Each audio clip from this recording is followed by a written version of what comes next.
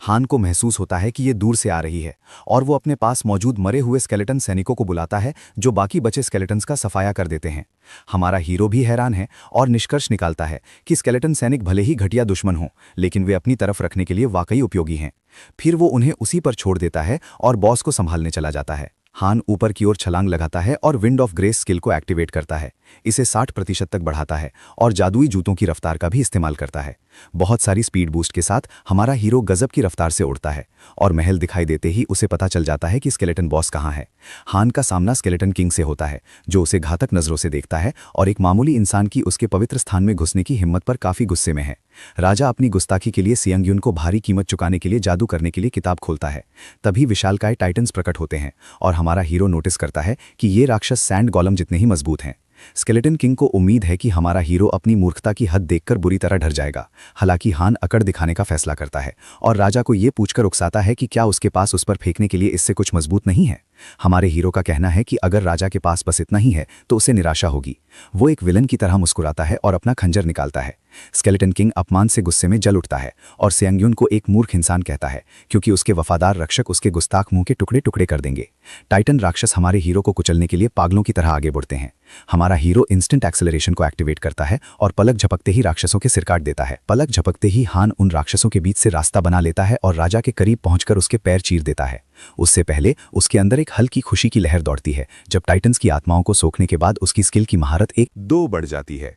कम से कम ऊंचे लेवल के मरे हुए जीव उसे ज्यादा पॉइंट देते हैं। स्केलेटन किंग, जो बड़ी बड़ी बातें कर रहा था, अब जमीन पर बेबस पड़ा है और हान से पूछता है कि वो किस तरह का जंगली जानवर है। राजा की कल्पना में हमारा हीरो शैतानी अंदाज में मुस्कुराता है और उस लिच का मजाक उड़ाता है जो बहुत ज्यादा आकर रहा था। हान फिर राजा को खत्म करने के लिए आगे बढ़ता है, लेकिन तभी उसकी नज़र किताब पर पड़ती है। उसे याद आता है कि कैसे लिच राक्षसों को अपनी मर्जी से कंट्रोल कर पा रहा था। उसके दिमाग में एक बुरा विचार आता है जब वो अपनी महारत बढ़ाने के लिए लिच की स्किल का इस्तेमाल करने की योजना बनाता है। उसके बाद सेयुंग लिच से पूछता है कि क्या वो इन राक्षसों में से और बुला सकता है। राजा सोचता है कि इस इंसान को ये जानने की क्या जरूरत है, जबकि हमारे हीरो को लगता है कि अगर लिच और नहीं बुला सकता तो खेल खत्म। हालांकि लिच उसे पास न आने की चेतावनी देता है और स्वीकार करता है कि वो बुला सकता है। हान पूछता है कि वो उन राक्षसों को कितनी जल्दी बुला सकता है और राजा जवाब देता है कि उनके मरने के कुछ ही मिनटों बाद वो उन्हें बुला सकता है। हान को पता चलता है कि वो अभी और भी बुला सकता है और वो लिच को राक्षसों को फिर से बुलाने का आदेश देता है। राजा हैरान दिखता है क्योंकि उसके रक्षक सेयुंग के स्तर के योद्धा पर एक खरोच तक नहीं मार सके। बातों से थककर हमारा हीरो राजा की ओर तलवार तान देता है। राजा अपनी जान बचाने के लिए तुरंत किताब खोलता है और अपने सभी रक्षकों को एक साथ बुला लेता है। पन्ने पलटते हैं और राक्षस बाहर आते हैं। हमारा हीरो उन्हें एक साथ खत्म कर देता है। हालांकि हान लिच को बताता है कि उन्होंने अभी तो शुरुआत की है और उसे अपने उन स्केलेटन्स को वापस बुलाने के लिए कहता है जो अभी भी खड़े हैं, और उस ऊर्जा का इस्तेमाल रक्षकों को बुलाने के लिए करने को कहता है। हमारा हीरो राजा को तड़पाता है क्योंकि वो उसे काम करने के लिए मजबूर करने के लिए उस पर तलवार लहराता है। बाद में राक्षसों का अंतहीन कत्लेआम जारी रहता है और बेचारा लिच हड्डियों तक सूख जाता है, ये सोचते हुए कि वो कब तक इस यातना को सहेगा। जबकि लिच अपने जीवन के फैसलों पर पछता रहा है, हमारा हीरो वो जंगली जानवर बनकर ये साफ कर देता है कि वे तभी खत्म होंगे जब वो कहेगा कि वे खत्म हो गए हैं। हान लगातार राक्षसों को काटता रहता है और हर एक मौत के साथ उसकी महारत बढ़ती जाती है। कुछ ही क्षणों बाद उसका जन्मजात गुण नेक्रोमेंसी 100% महारत तक पहुंच जाता है और एक ग्रेड बढ़ जाता है, जिसका मतलब है कि अब उसका नेक्रोमेंसी गुण सी ग्रेड पर है। हमारा हीरो इस पर मुस्कुराता है जबकि लिच कहता है कि सेयुंग यहाँ असली राक्षस है और खुद शैतान भी उसे नफरत से देखता है। स्केलेटन किंग हमारे हीरो के नाम को हमेशा के लिए कोसता है, मौत में भी। जैसे ही बेचारा लिच धीरे धीरे दम तोड़ता है, हान को पता चलता है कि हर बार रक्षक बुलाने पर राजा की हड्डियां चटक रही हैं, इसलिए वो मौत की कगार पर है। इसके साथ ही हमारा हीरो करीब आता है, उम्मीद करता है कि लिच थोड़ा और टिक जाए, लेकिन दुर्भाग्य से अब चीजों को खत्म करने का समय आ गया है। राजा उसे एक घृणित इंसान कहता है और हान उसका सिर काट देता है, उसे तुरंत मार डालता है। फिर उसे एक उपलब्धि मिलती है, द डेविल मे वीप, और वो लिच की मृत आत्मा को सोख लेता है। इसी तरह सेयुंग 8वें फ्लोर का ट्रायल पूरा करता है और उसे 30,000 पॉइंट्स के साथ 700 स्पेशल पॉइंट्स मिलते हैं। हमारा प्लेयर लेवल 9 की लॉबी में प्रवेश करता है और उसे सूचित किया जाता है कि ट्रायल अब एडमिनिस्ट्रेटर द्वारा देखे जा सकते हैं। इसके अलावा वे अब स्किल स्टोर से सी ग्रेड की स्किल्स खरीद सकते हैं। उसके बाद हान अपनी स्टेटस विंडो खोलता है और उसे पता चलता है कि स्किल सोखना अब और ताकतवर हो गया है।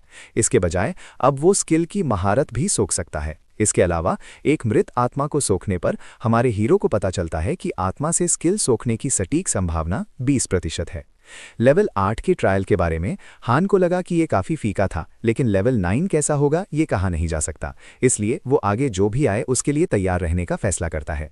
हान फिर अपने खंजर को देखता है जो अभी कुछ समय और चलेगा, लेकिन समस्या उसकी शील्ड और वेपन स्किल की है। पता चलता है कि हमारे हीरो ने हंटर स्टाइल खंजर के साथ अपनी सीमा पार कर ली है और उसे स्विच करने के लिए एक नई तलवारबाजी स्किल की ज़रूरत है। उस कारण से वो स्किल स्टोर में प्रवेश करता है और उसे कोई अच्छी तलवारबाजी स्किल नहीं मिलती। खैर, अगर वो एक खरीद नहीं सकता तो स्यूंग यून एक बनाने का फैसला करता है। वो बेसिक सोर्ड फाइटिंग स्किल्स खरीदता है जो सभी प्रकार के ब्लेड का इस्तेमाल करने की उसकी क्षमता को बढ़ाती है। उसके बाद वो स्किल सिंथेसिस का इस्तेमाल करके हंटर स्टाइल खंजर को लेवल अप करने के बारे में सोचता है, लेकिन पहले उसे ये देखना होगा कि ये किन स्किल्स के साथ मेल खाती है। उसके पास अभी जो भी स्किल्स उपलब्ध हैं उनमें से बेसिक सोर्ड फाइटिंग शायद सबसे अच्छा मेल है। हान सिंथेसिस करने के लिए 2 स्किल्स हंटर स्टाइल डैगर और बेसिक सोर्ड फाइटिंग का इस्तेमाल करता है, और चूंकि ये दोनों स्किल्स एक ही ग्रेड की नहीं हैं, इसलिए डी ग्रेड की स्किल हंटर स्टाइल डैगर मुख्य बिंदु बन जाएगी। साथ ही एक हाई ग्रेड स्किल बनाने की 75% संभावना है। कुछ ही पलों बाद जादू होता है और हमारे हीरो की किस्मत चमक जाती है जब डीमन स्लेयर स्टाइल स्किल बनती है। ये सी ग्रेड की है। डीमन स्लेयर स्टाइल स्किल तलवार चलाते समय काटने के प्रभाव को 3 गुना बढ़ा देती है और गैर मानव दुश्मनों का सामना करते समय हमले की गति को 2 गुना बढ़ा देती है। हमारे हीरो को समझ आ जाता है कि जब वो गैर मानव दुश्मनों से लड़ेगा तो ये और तेज होगा, और ये स्पष्ट है कि ये स्किल एक हंटर द्वारा राक्षसों को मारने के लिए डिजाइन की गई थी। हान फिर अपनी बची हुई कुछ स्किल्स को सिंथेसाइज करने की कोशिश करने का फैसला करता है, लेकिन तनाव बढ़ जाता है। लेकिन हमारा दोस्त खुद को समझाने की कोशिश करता है कि जुआ एक बुराई है और पहले स्किल कॉम्पैटिबिलिटी और स्किल रेट को देखता है। स्किल्स का परीक्षण करने के बाद स्यूंग यून को ऐश एंड ब्लड मिलता है और वो हैरान रह जाता है कि ये उसकी ठीक होने की क्षमता को 3 गुना बढ़ा देता है, और ये पहले से ही धोखाधड़ी जैसा लगता है। साथ ही डैमेज होने पर यह दर्द को 40% तक कम कर देता है। लेकिन दुर्भाग्य से वो लॉबी में स्किल का परीक्षण नहीं कर सकता, क्योंकि लॉबी वैसे ही डैमेज को ठीक कर देती है। हमारा हीरो तब विचार करता है कि वो उस समय से बहुत आगे आ गया है जब 100 पॉइंट खर्च करना बहुत बड़ी बात थी। इसके साथ ही वो 50 पॉइंट कटवाकर लॉबी के ऑटोमेटिक हीलिंग फंक्शन को हटा देता है। अब जबकि उसने 8वें ट्रायल की सभी मृत आत्माओं का इस्तेमाल कर किया है, हान को लगता है कि प्रोटेक्टिव शील्ड काम नहीं करनी चाहिए। वो अपनी तलवार उठाता है और इसे अपने हाथ में कई बार चुभाता है। ऐश एंड ब्लड स्किल की वजह से हान का हाथ कुछ ही समय में ठीक हो जाता है, और हमारा हीरो हैरान है क्योंकि अब उसके पास लॉबी में वापस गए बिना शारीरिक डैमेज से उभरने का एक तरीका है। अपनी नई हीलिंग क्षमता के अलावा उसके पास अभी भी उसकी डेड स्पिरिट शील्ड है, जिसका मतलब है कि उसे अब शील्ड की ज़रूरत नहीं है। लेकिन हमारा हीरो फिर भी शील्ड रखता है क्योंकि उसकी कुछ यादें उससे जुड़ी हैं। फिर वो कम्युनिटी खोलता है, लेकिन उसे देखने लायक कुछ भी नहीं मिलता। अब जब हान के पास इंतजार करने का समय भी नहीं है तो वो सोचता है कि अब देर करने का समय नहीं है और अगले ट्रायल की ओर बढ़ता है। लेवल 9 ट्रायल की थीम अरीना है और उद्देश्य समय सीमा के भीतर अरीना के अंदर सभी राक्षसों को मारना है। ट्रायल का इनाम call of the wild skill है। अचानक एक नोटिफिकेशन हान सुंग यून को अलर्ट करता है कि नवा फ्लोर अभी असुरक्षित है और बताता है कि मार्शल आर्ट की दुनिया के एक चैलेंजर ने इस ट्रायल पर हमला किया है। हमलावर ने ट्रायल के उद्देश्य पर कब्जा कर लिया है। हमारा हीरो 9वें फ्लोर के ट्रायल पर पहुंचता है और उसका सामना मार्शल आर्ट हमलावर से होता है, जिसने ऐसा लगता है कि सभी राक्षसों का सफाया कर दिया है। बूढ़ा आदमी अपना परिचय ग्रेट मार्शल अलायंस के एक वरिष्ठ बुजुर्ग शॉन हॉक बायक के रूप में देता है और हान को अपना परिचय देने के लिए कहता है। इस बीच टावर ऑफ ट्रायल्स ट्रायल के उद्देश्य को बदल देता है, जो मार्शल आर्ट की दुनिया के शॉन हॉक बायक को मारना है। हान हमलावर बायक से पूछता है कि वो उसका नाम क्यों जानना चाहता है, जिस पर वो जवाब देता है कि मैच से पहले अपना नाम और पद बताना एक अच्छा शिष्टाचार है। हमारा दोस्त गुस्सा करता है और साफ तौर पर कहता है कि उसे शक है कि बूढ़े आदमी ने अच्छे इरादों के साथ इस लेवल पर हमला किया है, इसलिए अपना परिचय देने का कोई मतलब नहीं है। शॉन हॉक सोचता है कि लड़का इतना संकीर्ण सोच वाला है कि वो मार्शल आर्टिस्ट के बीच सम्मान के बारे में कुछ नहीं जानता। से यून इस सब से ऊब चुका है और सोचता है कि आखिर दूसरी दुनिया से नॉर्मल लोग हमला क्यों नहीं करते।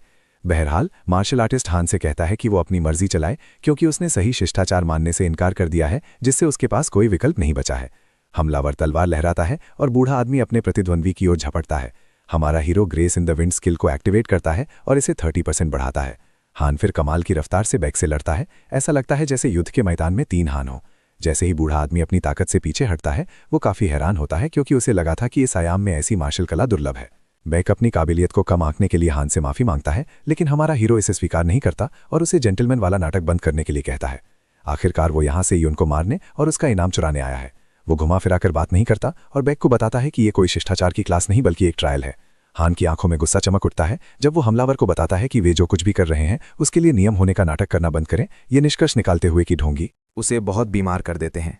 ऐसी बातें सुनने के बाद बूढ़ा आदमी बुरा मान जाता है और समझ जाता है कि हान की दुनिया के योद्धा ना तो तुक समझते हैं और ना ही तर्क। इसी के साथ शॉन हॉक बयाक के अंदर शक्ति का संचार होता है और वो हमारे हीरो को एक नामहीन योद्धा कहकर विदाई देता है। अंधेरी ऊर्जा उस जगह को घेर लेती है और एक क्रोधित शक्ति की तरह फूट पड़ती है। उसी समय पैनल हंसुंग युन को चेतावनी देता है कि दुश्मन के जन्मजात गुण सोड शाइन ने 5 सेकंड के लिए उसकी दृष्टि को धुंधला कर दिया है। जब कोई पूरी तरह से रक्षाहीन हो तो 5 सेकंड उसे टुकड़े टुकड़े करने के लिए काफ़ी होते हैं। जब हमारा हीरो कुछ भी नहीं देख पाता तो वो घबरा जाता है। हंसुंग युन मैजिक रेजिस्टेंस स्किल को एक्टिवेट करता है, जो हमलावर की स्किल दृष्टि बाधा की अवधि को कम कर देती है। फिर वो दिखाई देने वाली सीमा के बाहर से होने वाले हमले का पता लगाने के लिए थर्ड आई स्किल को एक्टिवेट करता है। तभी हान को उस तलवार का पता चलता है जो सामने से उसे लगभग छेद ही देती है। सौभाग्य से हमारा हीरो उस हमले से बचने में कामयाब हो जाता है, क्योंकि तलवार उसके कंधों को छूती हुई और उसके बालों के पास से निकल जाती है। जैसे ही 5 सेकंड बीतते हैं, बाघ की स्किल खत्म हो जाती है और सेओंग युन अपने प्रतिद्वंद्वी को देख पाता है। हमारा दोस्त ऐश एंड ब्लड स्किल को एक्टिवेट करता है और उसे राहत मिलती है क्योंकि बूढ़े आदमी ने उसे लगभग पकड़ ही लिया था। दूसरी ओर हमलावर बे दंग रह जाता है और नामहीन योद्धा से पूछता है कि उसने उसकी हरकतों को कैसे महसूस किया। हीरो फिर ग्रेस ऑफ विंड स्किल का इस्तेमाल करता है, जो 50% तक बढ़ जाती है और एक मजबूत वापसी करती है। हवा में तनाव व्याप्त है क्योंकि उनकी तलवारें एक दूसरे से टकराती हैं। लड़ाई तब और तेज हो जाती है जब वे एक दूसरे पर वार करते हैं। हान घूमता है और एक किक मारता है, लेकिन हमलावर बच निकलता है और अपनी तलवार से हमला करता है, लेकिन हमारा हीरो मुड़ जाता है और उसी पल शॉन हॉक बयाक हान का हाथ पकड़ लेता है और तलवार से उसके पैर की हरकत रोक देता है। बूढ़ा आदमी हमारे हीरो की अजीबोगरीब तरकीबों के लिए उसे डांटता है, जबकि सेओंग युन रुक जाता है, ये मानकर कि बयाक उसकी उम्मीद से ज़्यादा सख्त है। उसकी उत्सुकता तब बढ़ जाती है जब वो सोचता है कि उनके स्टैट्स एक ही लेवल पर कैसे हो सकते हैं, जबकि साफ तौर पर हमारा हीरो बहुत ज़्यादा मजबूत है। सेओंग युन फिर हमला करता है और बयाक उसे चेतावनी देते हुए कहता है कि वो अब और खुद को नहीं रोकेगा।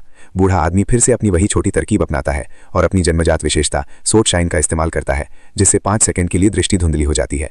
हमारा हीरो फिर से तैयार है और धुंध के पार देखने के लिए पहले वाली ही स्किल एक्टिवेट करता है, लेकिन हान बयाक के हमलों का मुकाबला करने के लिए संघर्ष करता है क्योंकि उसकी हमले की गति अचानक बहुत तेज हो जाती है। फिर वो रॉट आयरन पेंडेंट का इस्तेमाल करके ब्लेसिंग ऑफ आयरन स्किल को एक्टिवेट करता है और उसकी त्वचा सभी शारीरिक डैमेज का 10% सोख लेती है, लेकिन ये स्किल ज़्यादा कुछ करती नहीं दिखती और हान को उसके प्रतिद्वंद्वी की जादुई स्किल द्वारा मजबूती से पकड़ लिया जाता है। कुछ ही समय में हमलावर की स्किल खत्म हो जाती है और धुंध गायब हो जाती है। सही समय पर हमारा हीरो पीछे हट जाता है जब बेक अपनी तलवार चलाता है और उसे कम से कम डैमेज होता है क्योंकि केवल उसका हाथ कटता है। हानसुंग युन कुचल देने वाली ताकत के साथ प्रहार करता है और हीलिंग स्किल को एक्टिवेट करने के लिए अपने ही हाथ को काटता है। वो अपने हाथ को ठीक कर लेता है और हमलावर इसे एक और छोटी तरकीब कहता है। बाइक कहता है कि पहले उसे लगा था कि हान एक प्रतिभाशाली मार्शल आर्टिस्ट है, लेकिन अब वो देख रहा है कि उसकी छोटी छोटी तरकीबें कुछ और नहीं बल्कि उधार लिया गया वरदान है। हान अपनी मुट्ठी भींचते हुए बूढ़े आदमी से कहता है कि वो अपनी बात करे और वो जानता है कि उसे अपनी जन्मजात विशेषता टावर से मिली है। हमारा हीरो सन्नाटे के बाद बिजली की तरह वापस आता है और grace in the wind skill को एक्टिवेट करता है, इसे 70% तक बढ़ाता है। सेओंग युन हमलावर को इतना ढोंगी न होने की सलाह देता है, जबकि हमलावर कमबख्त सोचता है कि नामहीन योद्धा अपनी चालाकियों को जारी रखने पर अड़ा रहेगा और एक सच्चे तलवारबाज के बारे में बड़बड़ाता है जो चोरी की गई क्षमताओं पर भरोसा नहीं करता। मेरा मतलब है, ये बूढ़ा कमबख्त टावर की जन्मजात विशेषता को ऐसे दिखा रहा है जैसे वो इसके साथ ही पैदा हुआ हो और हमारे मुख्य पात्र को चोरी की गई शक्तियों का इस्तेमाल करने के लिए कह रहा है। कितना बेवकूफ़ है। हमारे हीरो को लगता है कि बहुत हो गया जब वो खंजर से उस पर हमला करता है, लेकिन वो तलवार से उसे रोक देता है और हान से पूछता है कि क्या उसमें कोई सम्मान नहीं है। सेओंग युन जवाब देता है कि जाहिर तौर पर उसमें नहीं है और बूढ़े आदमी से पूछता है कि एक छोटी सी तरकीब से मरना कैसा लगता है। हान की ताकत के कारण बेक भी हमले को रोकने के लिए संघर्ष करता है। सीन फिर हमें शॉन हॉक बैक के नजरिए से ले जाता है, जहां वो बताता है कि उसने दर्जनों दुनियाओं में दर्जनों ट्रायल्स पर हमला किया है। इसी तलवार से उसने अनगिनत दूसरी दुनिया के खिलाड़ियों को काटा था। जो लोग पृथ्वी ग्रह से आए थे उनमें अक्सर हर पहलू की कमी होती थी, इस हद तक कि इसकी तुलना बिना रखवाली के रखे शहद के बर्तन से की जाती थी, खजाने की तरह जिसे जीतने की जरूरत ही नहीं थी। हकीकत ये थी कि पृथ्वी के खिलाड़ी उसके हाथ का एक बाल तक नहीं छू सकते थे, जिससे पता चलता था कि वे कितने बेकार थे। इतना ही नहीं, उसका जन्मजात गुण सॉर्ट शाइन उसके दुश्मनों को अंधा कर देता था और उसे उन्हें एक ही बार में हराने की अनुमति देता था। कम से कम अब तक ये ट्रायल हमला भी वैसा ही होता, लेकिन चीजें बिगड़ती दिख रही हैं। बेक का ध्यान भटकना हमारे हीरो को हमला करने का मौका देता है और वो उसके बालों के बीच से खंजर चलाने में कामयाब हो जाता है। बूढ़े आदमी के बाल खुल जाते हैं और कंधे को सहलाते हुए नीचे गिरते हैं। हमारा हीरो आखिरकार बायक के चेहरे पर कुछ घाव बनाने में कामयाब हो जाता है और खून टपकने लगता है। उसी समय कई एडमिन पैनल पर दिखाई देते हैं और प्लेयर हान हानसुंग युन से प्रभावित होते हैं और अपनी रुचि दिखाते हैं।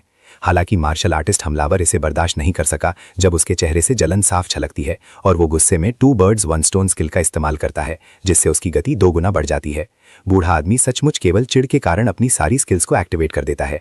हमलावर एक भयंकर आभा मंडल छोड़ता है और हान के मुंह से एक दबी हुई हंसी निकलती है जब वो हमलावर कमबख्त के शब्दों को दोहराता है कि स्किल्स कुछ और नहीं बल्कि तुच्छ तरकीबें थीं।